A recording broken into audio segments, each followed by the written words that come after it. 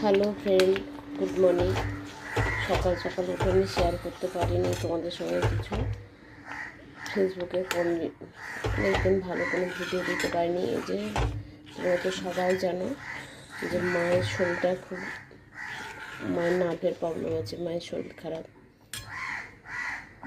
তো এই যে সকালবেলা উঠে মা সকালবেলা একবার জল মুড়ি খেয়ে নিয়েছে, ওষুধ খেয়েছে সকালের একটা ওষুধ।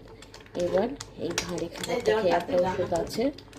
তো আমি এটা বানালাম যে হার্বাল লাইফের মিল্ক শেকনের দুধ আছে, ওটা দিয়ে।